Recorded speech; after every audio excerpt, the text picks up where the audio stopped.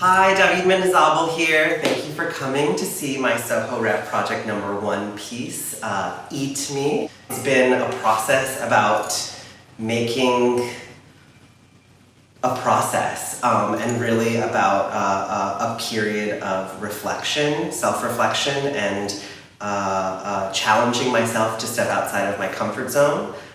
So what you're going to see is all of that. I want to thank my collaborators, Yi and Mauricio and Alex, and my animator, Jeremy, and a special thanks to Darren George, who, if it wasn't for you, this project literally would not exist on so many levels. So thank you for everyone who participated in making this. Thank you to Soho Rep so much for this opportunity, and to the rest of my Project #1 cohort, who are awesome and who have really shaped this year in such a powerful and meaningful ways.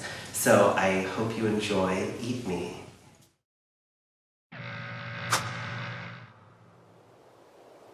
Death is something that I was raised to consider. It was fearful.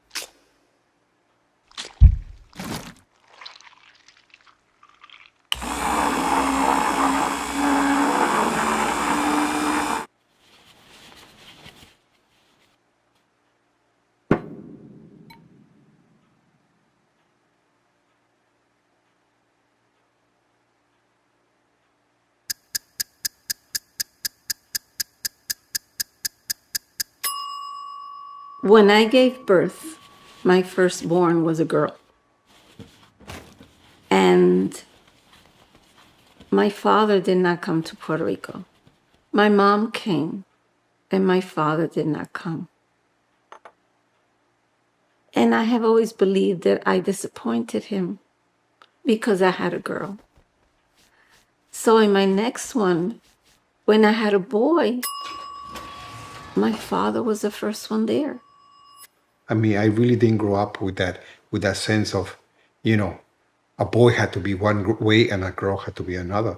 Because in my family, it was just whatever we needed, we didn't care. He was very machista. You know, the Spanish culture, you want to have a boy to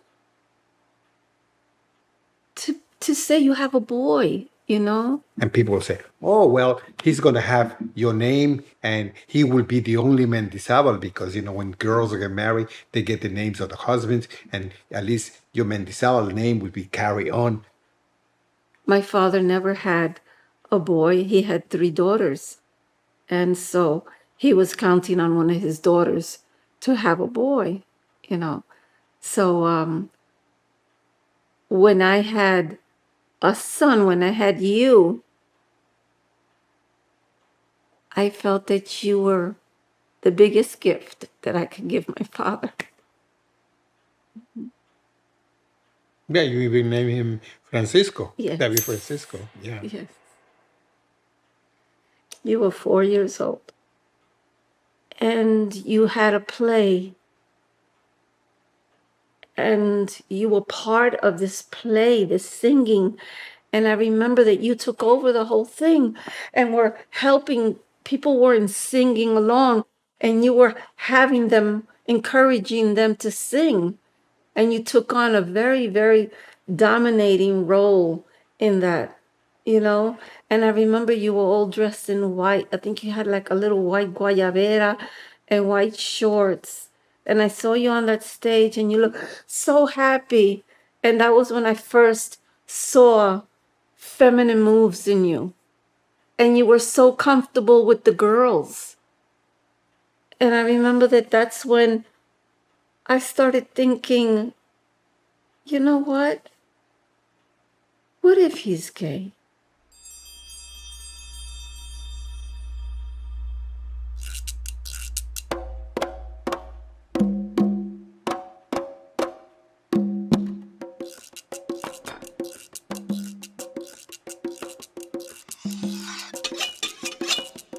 What happens, first of all, is you have saliva, and saliva is made by the salivary glands, and they contain your first enzyme, which is amylase.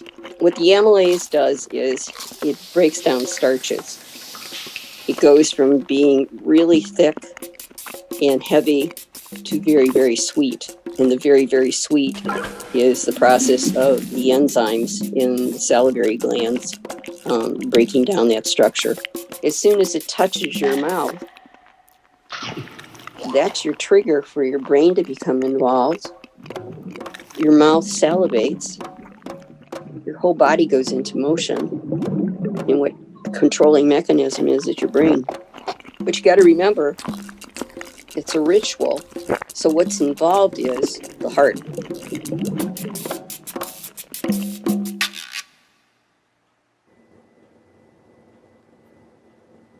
Me.